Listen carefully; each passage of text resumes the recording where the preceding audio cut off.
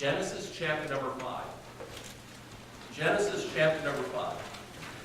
Just pretend, if you would, if you're dozing off, pretend we're in a courtroom and we're building a case here.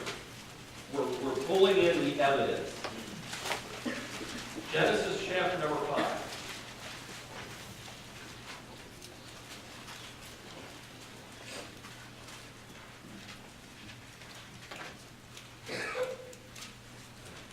I hope this had a wow factor on me. I like when I read something in the Bible, I go, wow. And really, it doesn't matter how long you've been a Christian or how much you've read the Bible. When the Spirit of God gets a hold of you, you got to be going, wow. So I want to pass it on to you. Genesis chapter number 5. Help me out here. Verse number 1. This is the, go ahead, book of the generations of Adam in the day that God created man. In the likeness of God made he him. So you saw it in Matthew 1, you saw it in Genesis chapter number 5, and it was frequent. The book of the generations.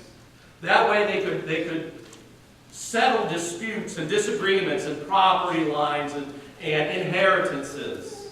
You remember with Ruth and Boaz. Boaz says, I'll go to the city gate and I'll get all of this taken care of. We'll find out who Naomi's related to and who Ruth is dealing with, and etc. You go to the city gate and you take care of issues like that. Because the books would be brought out. And you could see whose heritage, whose line you were in. The book of the generations. Let's go from the first book of the Bible to the last book of the Bible. Revelation chapter number 20. Revelation chapter number 20.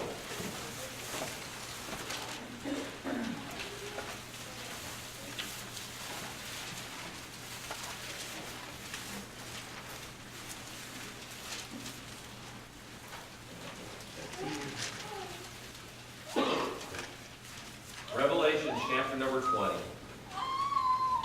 It just comes full circle. This is awesome. Revelation 20 and verse number 14. And death and hell were cast into the lake of fire. This is the second death. Let me pause there.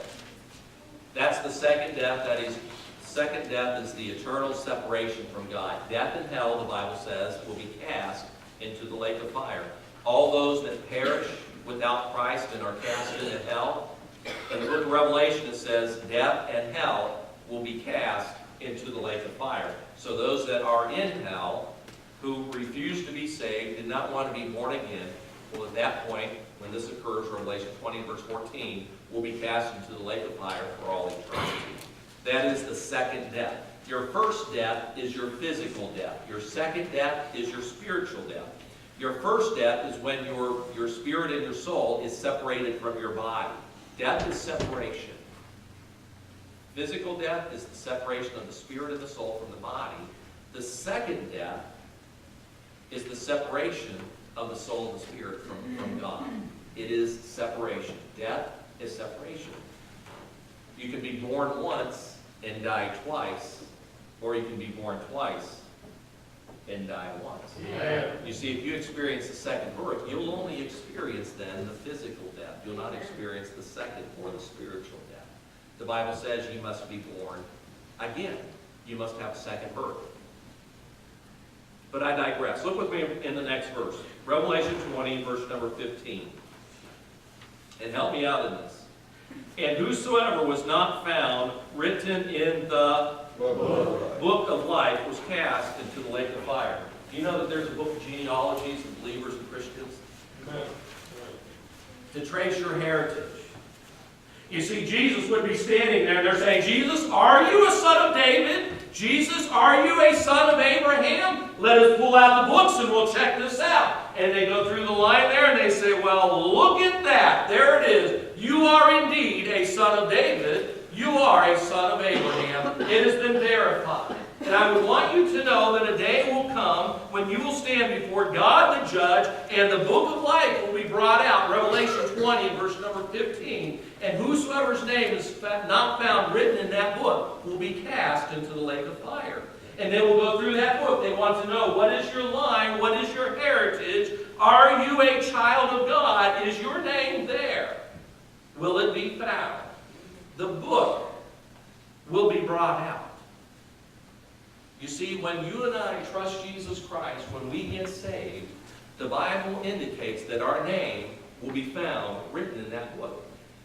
It will be recorded for us. It will be there for us to be able to verify and validate. I am a child of God.